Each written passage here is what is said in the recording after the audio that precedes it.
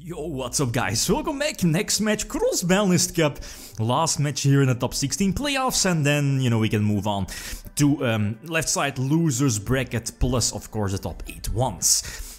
Let's zoom in. We have two titans, winner of last year being Performages and Pals. You know the deck, doesn't need an introduction. OCG is, by the way, having access to Laval Chain and Shockmaster, definitely going to be very important, as we could have read in the comments, right? Second deck, we have, as you see, Guard Dragons, Danger, Thunder. It's a broken deck on its own. Super fast. Consistency might be a slight issue, but the Pot of Greed is there. The spell. Plus, it has the capability to recycle something, send something back from the hand. So, a fantastic card as well.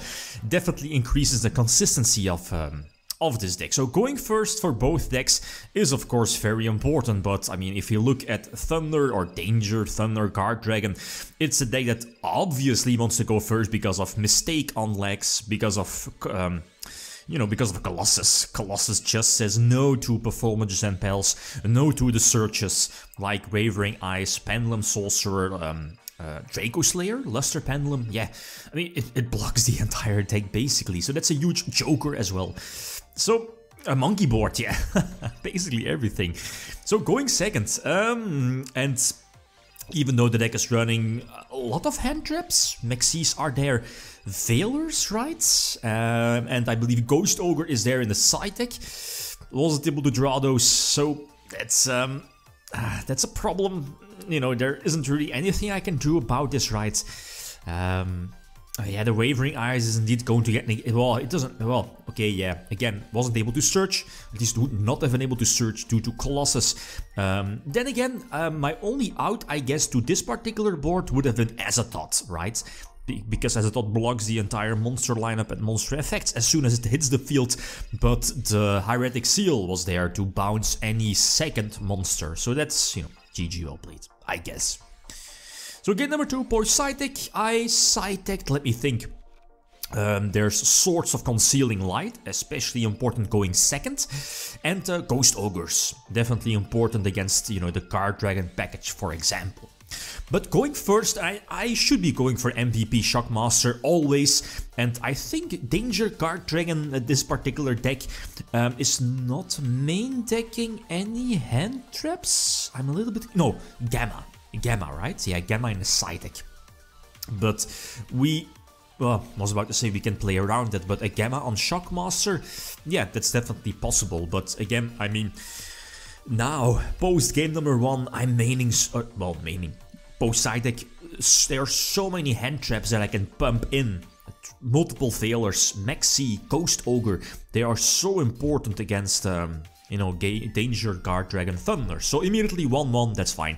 Now, this is going to be important, right? The third game, going second, and you see Veiler plus Ghost Ogre. So that's fantastic. Ghost Ogre definitely good against the Guard Dragon part of the deck. And this is, I guess, the standard lineup, but I don't want to, let LP resolve. And we know Agarpain is eventually going to hit the board, thanks to LP as well. And again, I don't want what was it, Scarlight? The Red Dragon? Which one I mean. It's not Scarlight, but, the negation. The negation one. And this is, I guess, still a fantastic board. Prevents searches, so I need a top deck, and boom! Concealing. Source of Concealing Light from the draw of Geet Turtle. So I can put Colossus face down, get a search off of Monkey board, I believe on normal summon Choker. That forces out the Hieratic Seal, right? And then we can, go for the Pendulum summon, Pendulum mechanic, pre-errata by the... Well, pre-Master Rule 4, so Master Rule 3, and you know how broken that is. Anyway, so Ignister hits the field, and again, I should be going for Shockmaster always. So there it is, call monster effects, and that should be GG well played, even though there is like Devianart, any whatever, right? I mean, a full extra deck still intact. If you negate monster effects, a super monster heavy oriented deck, it's very hard for that to come back after Shockmaster, right? And okay, Shockmaster, we knew that it was going to get destroyed, right, eventually by battle, but I would definitely survive due to Shockmaster blocking all monster effects. So with Monkey Board and Joker, I can easily set up my scale and go from there. A head trigger for Utopia, and is this game? No, it's not. Okay, I was not able to go. Ah, no.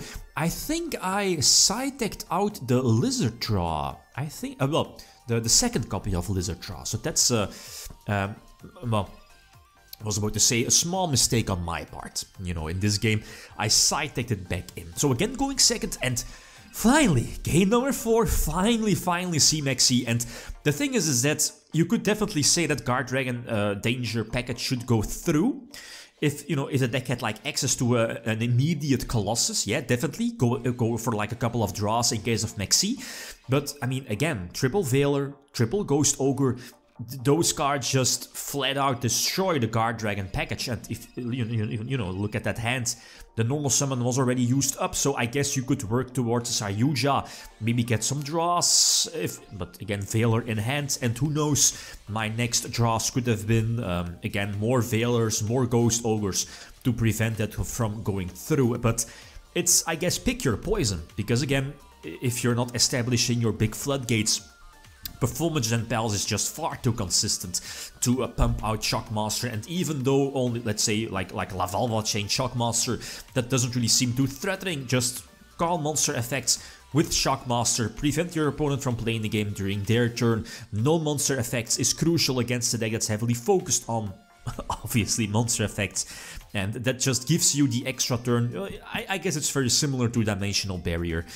Again, prevent your opponent from playing the game, establish his board, make sure you survive, and then, you can use your Master Rule 4 / Master Rule 3 full bonkers, full intact Pendulum mechanic. So, before this match, I was honest, I had no clue. I felt definitely that, as you saw in the chart, it was very close. But maybe the Colossus dot tag Guard Dragons would have been, this might have the slight advantage over Performages and Pals because of, well, let's be honest, Colossus is just that big of a bonkers card.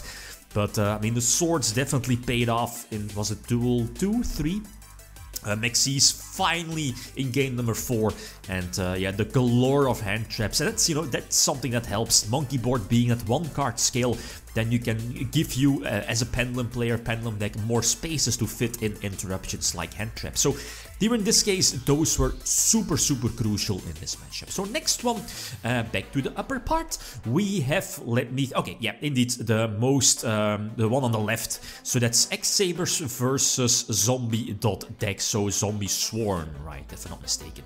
Okay, guys, feel free to leave your predictions. Thanks for watching. Feel free to leave a comment or like if you enjoyed the video. Liam signing out. Peace.